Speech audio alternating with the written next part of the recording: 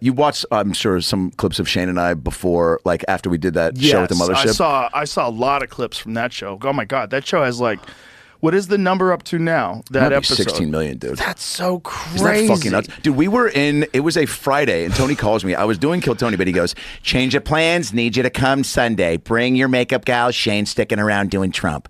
And I go, holy shit.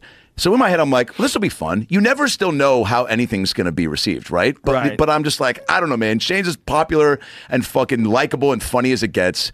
And he has only done Trump on his sketch show and on SNL.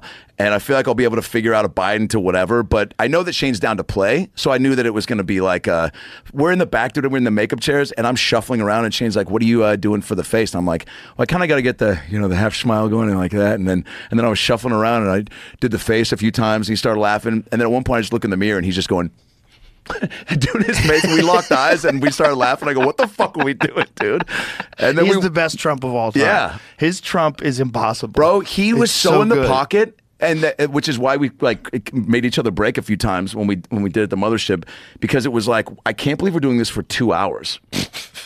I mean, yeah, dude. It's incredible. But to run it back at the Garden was like, I think, the move too. Oh yeah. It was awesome. Yeah. It was amazing. The whole thing was amazing. Yeah, it was incredible. Do you love? It's just, to me, it seems surreal. I know. Like just standing there, taking it all in. It's like, what is going on? And how many people want to come in to fuck for Joey to come in, for Harlan to come in? Like Schultz flew in, I think, from vacay just to like be there for that. No, he was supposed to be. Yeah, he definitely flew in, but he was supposed to be at the beginning. Time, but there was a bunch of flights that got delayed. But he still made it. But still, what a cool pop! Him coming out mid-show, incredible. It was just so fun, man. Just so ultimately fun. Just really, just a great celebration. A celebration of the success of the show and of comedy. Just fun, raw comedy. Totally, dude. First of all, I have seen Kill Tony evolve from the very beginning. Yeah. So I saw some of the earliest episodes in the belly room. But you were telling me, Tony came to you and was like, will you do my show? I got this new. And you were just like, yeah, fucking all right, help a buddy out. And then you have no idea what it was. No. When I first did it, I was like, okay, let's have some fun. I think I first did it, he brought up, I might have first did it at the Ice House. They used to do it at the Ice House in the little room. Yeah. So that was probably one of the first ones that I did. And I did a bunch in the belly room, and then it moved to the main room, and then it moved to Texas when everything shut down. They were trying to do it in the main room for a while with no audience. Yeah. They did quite a few episodes with zero audience. It's just a story of persistence and getting... That's what I keep telling young comics. The consistency is so overlooked in this business. And Tony just believed in it and also kept finding ways to evolve it. And the more people, you guys coming on, and then like you'd see Saget come on, and like more and more people started to go, oh, something different to fuck around with, right? Yeah, and he just got better at it too. Yeah, that's a great point. I mean, he's a wizard at hosting that show. Yeah.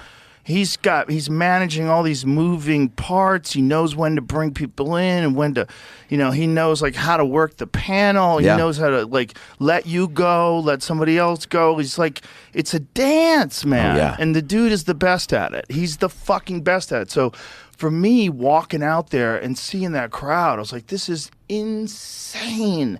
And to see the Black Keys on stage, I'm like, this is insane. Jelly Roll? Jelly Roll singing New York? Yeah. Like, what the fuck is happening, man? This is crazy. Yeah. The pops that everybody got, like all the surprises. Oh, my God. So when cool. Joey Diaz went on stage, it was the loudest I've ever heard an audience cheer for any human being ever in my life. I thought he was going to be so, taken aback by the roar that he was legit going to run for president. because he came out and he was like, you cocksuckers back here. I came to the circus.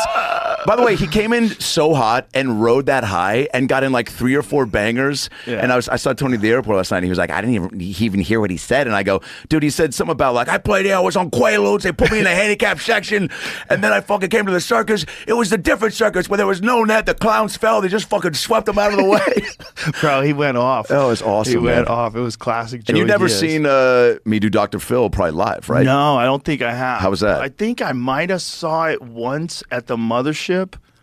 How many did you do at the Mothership? I've only done it on Kill Tony twice, and then I did 2 Phil shows on a Sunday there, but you were gone. Oh, that's right. Okay, that's right. No, so that was the first time I ever saw you do it on stage. Yeah. And no, I know Dr. Phil. Know him well. He's been on the podcast a bunch of times. Good friends with his son. Yeah. So, so what is that like then? You nail it. Thanks, man. It's got to be weird for him. It's got to be weird for him. This guy is doing a comedic version of him, and it's like the most popular guest on Kill Tony. What the fuck, dude? Of all the, I mean, dude. It's a great guest, dude. It's a great guest. And you know, the fucking, and that's not the best image because there you can kind of see that you got that thing on your head. Yeah, the ball cap, But you can't tell while you're on stage. It's fucking incredible. It's wild, right? It's so funny, dude. You have that that character is like. Well, it's still got the abrasiveness of like talk show Phil, right? Like busting chops. Like that's why it makes sense when I'm doing these roast jokes, right? That you're like, yeah, it doesn't seem. Because even for me, I didn't watch like a whole season of Phil episodes. It was during COVID. My wife and I were just stoned and drunk and watching bullshit. And then we'd see these Phil reruns.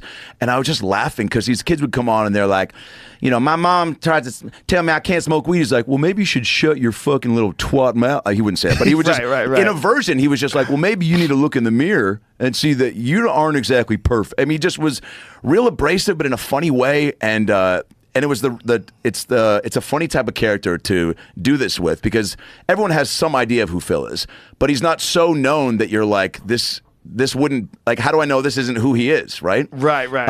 And making him, I'm not defaming him either. I'm not up there saying silly shit that's racist or whatever. No. It's all fun. goof. It's very funny. It's a goof. And I think he picks up on that. Oh, he's a great guy. I'm sure he does. I'm sure he's flattered. Well, his publicists are trying to get him to come on my show, and which would break the internet. Because what I want to do at the store or wherever, because now we're doing these theater. I'm doing the Beacon in November and the Philly, the Miller Theater in Philly in October. Just got done the Gramercy. Just got done the Gramercy, yeah. But all these Phil theater tours is what we're doing now, like theater shows. Wow. We're gonna do the ACL Live here next year, and Majestic, and Celebrity Theater in Arizona. You have to pay him? No. I mean, fucking, where's my Phil? Are you still cool with this cam right here?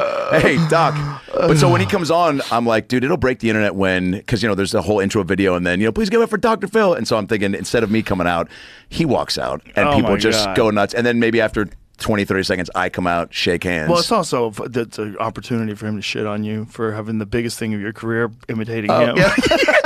Well, that's what he said when he gave me Guest of the Year last year. It was amazing. Yeah, you finally figure out a way to be famous, pretending to be someone other than yourself. Yeah. And you know what, though? Isn't it, though, a great, like, as much as it, like, is so fun, and I want to say this with Tony, too, his openness to go, I am always expanding, not only I want to be involved in expanding comedy, but the Kill Tony show. For me to go, Tony, I think Phil on Kill Tony would be fun. He's an advice guy. You were giving advice to comics, but for Tony to be like, fuck yeah, let's add more characters. Oh yeah. Is really awesome.